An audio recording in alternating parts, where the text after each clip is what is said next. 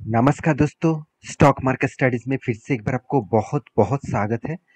तो आज यहाँ पे मैं बात करूंगा एक नहीं, करीबन करीबन 4 से 5 कंपनी के बारे में। और टोटली जितने सारे कंपनीज के बारे में बात करूंगा वो ऑयल से रिलेटेड है, मतलब क्रूड ऑयल, पेट्रोल, डीजल, तो इस नेचुरल गैस इस तरीके से सेक्टर से बिलोंग करते हैं।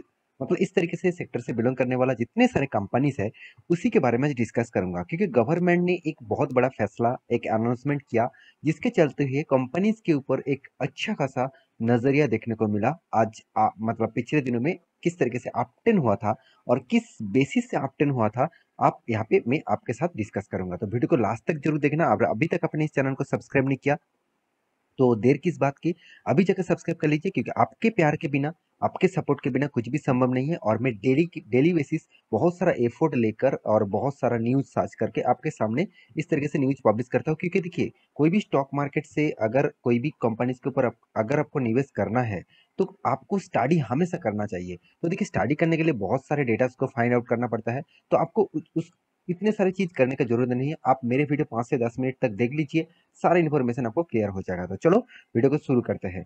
तो वीडियो को शुरू करने से पहले और रिक्वेस्ट एक करूंगा, आप टेलीग्राम को जाकर ज्वाइन करिए। यहाँ पे रिक्वेस्ट नहीं है, आपके फायदे के लिए बता रहा हूँ। आप डेली बेसिस इनकम करना चाहते हैं, डेली बेसिस प्रॉफिट कमाना चाहते हैं, तो जाकर एक बार चेकआउट करिए। लिंक नीचे डिस्क्रिप्शन में मिल जाएगा। तो चलो देख लेते हैं आज के स्टॉक के बारे में। तो देखिए, सबसे पहले रिलायंस के बारे में बात करूंगा। रिलायंस आप सभी जानते हैं एक प्राइवेट कंपनी है, और रिलायंस के नाम मतलब स्टॉक मार्केट में आए हैं और रिलायंस के नाम जानते नहीं, ऐसे हो ही नहीं सकता। क्योंकि इंडिया के एक मतलब सबसे ज्यादा एक वेटेज रखते हैं निफ्टी 50 के अंदर, सेंसेक्स के अंदर, वो है रिलायंस। तो रिलायंस का जो टोटली मार्केट कैप है करीबन 16 लाख करोड़ का। 16 लाख करोड़ कोई छोटा मोटा कंपनी मत समझ लेना। 16 लाख करोड़ का मार्केट कैप है। हाँ, आप कहेंगे सर एक ही कंपनी के साथ अंदर, एक ही कंपनी के अंदर बहुत सारे कंपनीज है तो इसीलिए मार्केट कैप ज्यादा है। अगर डाइवर्सिफिकेशन कर देंगे तो अलग अलग हो जाएगा। आपकी बात भी सही है। तो जब डाइवर्सिफिकेशन होगा तब अलग बात है। अभी फिलहाल के लिए जो सिनेरियो है वो देखा जाए तो कंपनी एक साथ जुड़े हुए हैं। हर कोई कंपनी एक साथ जुड़कर काम कर रहा है। तो मेरे हिसाब से पिछले दिनों में देखिए, यहाँ पे चार्ट पैटर्न पॉजिटिव में हुआ, उसके बाद देखिए मार्केट में नेगेटिव में था, तो मार्केट में नेगेटिव इम्पैक्ट देखने को मिला। तो रिलायंस के ऊपर भी पॉजिटिव साइन है।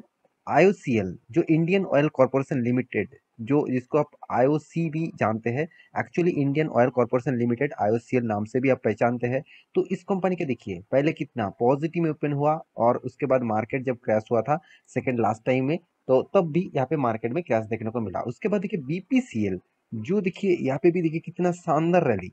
तो ऐसे क्या हुआ, एचपीसीएल यहाँ पे भी देखिए पॉजिटिव में ओपन हुआ, उसके बाद नेगेटिव में गया। तो मार्केट ओपन होने के बाद इस तरह से पॉजिटिविटी आने का पीछे लॉजिक कौन सा है, चलो वो मैं आपको पहले समझा देता हूँ। उसके बाद कहूंगा कि एक्चुअली कौन सा कंपनी फ्यूचर के लिए बेस्ट होगा। तो सबसे पहले मैं न्यूज के ऊपर चला जाता हूँ, और न्यूज कौन सा है, the economic times. The economic times के ऊपर मैं न्यूज को आपको सामने पे पेश कर रहा हूँ। तो इस साइड में जाकर आप खुद न्यूज को सर्च कर सकते हैं। तो मैं पूरा का पूरा क्रेडिट इस वेबसाइट को दूंगा अच्छा खासा न्यूज पब्लिश करने के लिए। तो आप देख सकते हैं। चलो मैं इस चीज को दिखाने से पहले मैं कोई भी एक न्यूज को आपको दिखा दूं। देखिए यहाँ पे हर कोई आपको डेटा यहाँ पे मिल जाएगा। देखिए यहाँ पे Indian oil crop share gain percentage देखिए, सेंसेक्स फॉल हो चुके थे, फिर भी ऑयल का जो शेयर्स है, जितने सारे शेयर्स है उनमें 0.82% का गेन, मतलब अराउंड अराउंड 1% से भी ज्यादा गेन हुआ था। तो इसके पीछे लॉजिक एक्चुअली कौन सा है, चलो मैं उसके ऊपर यहाँ पे आपको डिस्कस कर लेता हूँ। देखिए आप देख सकते हो वंडरफुल, यहाँ पे देखिए सॉरी माफी चाहता हूँ, वाइंडफॉल। तो विंडफॉल प्रॉफिट टैक्स, तो windfall profit tax cut on domestic crude oil, diesel, साथ ही साथ पेट्रोल। यहाँ पे देखिए स्क्रिप्ट फॉर एटीएफ, इसका मतलब क्या है, चलो मैं आपको डिटेल्स में समझा देता हूँ, तभी आपको क्लियर हो जाएगा। देखिए India India has cut the, यहाँ पे देखिए विंडफॉल टैक्स ऑन, यहाँ पे देखिए locally produce crude oil and diesel in line with the, यहाँ पे देखिए डिक्लाइन इन इंटरनेशनल रेट्स। मतलब देखिए क्रूड ऑयल क्या करते हैं इंडिया में, बाहर की कंट्री से इंपोर्ट किया जाता है। ज्यादा से ज्यादा क्रूड ऑयल बाहर की कंट्री से इंपोर्ट किया जाता है। कुछ क्रूड ऑयल इंडिया में ही आपको मतलब माइनिंग में देखने को मिलता है। तो देखा जाए इंडिया में जितने सारे क्रूड ऑयल को माइनिंग होता है, तो उसके ऊपर गवर्नमेंट ने क्या किया, जो टैक्स है जो टैक्स है वो एक्सपोर्ट करने का जो टैक्स है वो टैक्स कम कर दिया। तो इसमें फायदा क्या होगा, कंपनी का ही होगा, क्योंकि देखिए टैक्स जितना कम होगा, आप देख देख सकते हैं यहाँ पे।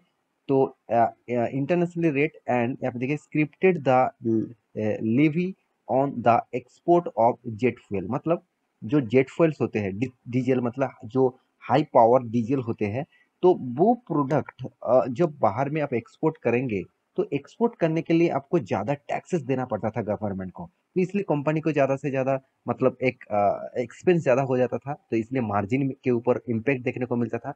तो अभी वो टैक्स कम कर दिया गया है गवर्नमेंट के हिसाब से। तो अभी इस सारे कंपनीज को फायदा मिलेगा। मान के चलिए, मैं एक आपको एग्जाम्पल के हिसाब से बता रहा हूँ। चलो मैं यहाँ पे आपको बता देता हूँ कि मान के चलिए, चलो एक ब्लैंक पेपर को आ चुका हूँ। मान के चलिए पर डॉलर, मतलब पर बैरल आपको अभी मान के चलिए $90 में आपको इंपोर्ट करना पड़ता है। अभी इंडियन के जितने सारे पेट्रोल डीजल एक्सपोर्ट किया जाएगा, diesel petrol and jet fuels जो है एक्सपोर्ट किया जाएगा, तो एक्सपोर्ट में मान के चलिए अभी 13% टैक्स था। मैं आपको एग्जाम्पल दे रहा हूँ, एक्चुअली टैक्स कितना है मैं आपको अभी देख के बता सकता हूँ। तो फिर भी मैं आपको यहाँ पे जरूर कहूंगा, आप खुद गूगल में सर्च करना, आपको पता चलेगा। तो गवर्नमेंट ने क्या किया, मान के चलिए गवर्नमेंट ने अनाउंसमेंट कर दिया यहाँ पे 12% आपको टैक्स देना पड़ेगा। देखिए आप कहेंगे सर 1% का टैक्स कम हो गया, तो यहाँ पे क्या होगा। देखिए 1% भी बहुत होता है। जब करोड़ों में कोई डीलिंग्स होता है, तो वहाँ पे 1% भी बहुत करोड़ों का अमाउंट होता है। तो मेरे हिसाब से इस तरीके से कुछ डेटा को गवर्नमेंट ने अनाउंसमेंट किया, तो जिसके बेसिस से यहाँ पे स्टॉक में हर कोई, मतलब पेट्रोल डीजल जो माइनिंग करते हैं, साथ ही साथ जो रिफाइनरी करते हैं और एक्सपोर्ट करते हैं, सेल करते हैं, तो वो कंपनीज को आज के दिन फायदा देखने को मिला, मतलब पिछले दिनों में फायदा देखने को मिला। तो आप देख सकते हैं क्रूड ऑयल ₹8,000 पर टन फ्रॉम ₹10,500 पर टन आफ्टर द सिक्स, यहाँ पे देखिए जो जो रिव्यूज है, तो जो एक्चुअली सिक्स फोर्टनाइटली बेसिस जो रिव्यूज है, तो वो देखा जाए तो 10,500 पर टन हो चुके हैं। तो अभी कंपनीज को ऑब्वियसली फायदा होगा, क्योंकि इसी फायदे के कारण स्टॉक में इस तरीके से शानदार तेजी देखने को मिला। आप देख सकते हैं the levy on the export of diesel was, यहाँ पे देखिए, हेल्प टू ₹5 पर लीटर, मतलब 5 रुपये पर लीटर में यहाँ पे टैक्सेस कम पड़ेगा। तो इसी कारण के बेसिस से स्टॉक में तेजी देखने को मिला। तो देखिए आप कहेंगे सर यहाँ पे मेरे का फायदा होगा।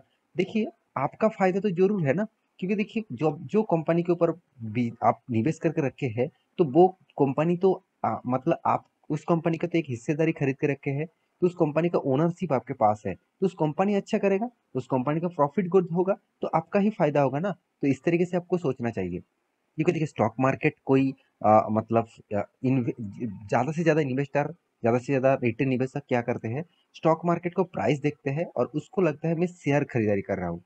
ऐसे बिल्कुल मत सोचना। शेयर नहीं, आप कंपनी के हिस्सेदारी खरीद रहा है। तो मतलब कंपनी में कुछ अच्छे हो गए तो आपका फायदा होगा, अगर कंपनी में कुछ खराब न्यूज हो, कंपनी मैनेजमेंट अगर खराब हो, तो वो कंपनी आपको लॉसेस देगा। तो अभी मैं जरूर कहूंगा, HPCL, BPCL, IOCL and Reliance, सारे कंपनीज के इंफॉर्मेशन दिखा दूं, तो रिलायंस के तो बात मैं नहीं करूंगा, एक प्राइवेट कंपनी है और शानदार कंपनी है, इसके बारे में जितना भी चर्चा करूं कम पड़ जाएगा।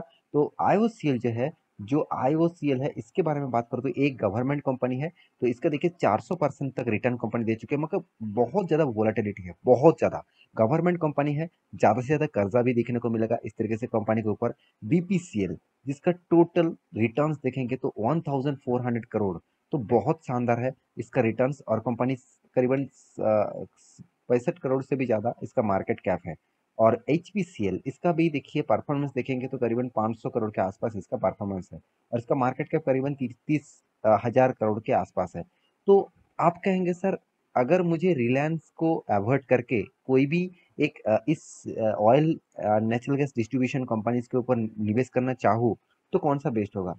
देखिए मैं जरूर कहूँगा, आईओसीएल तो बेस्ट कंपनी है, तो उसके बाद बीपीसीएल भी जबरदस्त कंपनी है, और एचपीसीएल भी जबरदस्त कंपनी है। तीनों कंपनी अच्छे हैं, तीनों कंपनी गवर्नमेंट है। अगर आपको निवेश करना है, तो मैं जरूर कहूँगा आप बीपीसीएल के ऊपर स्टडी जरूर करिएगा।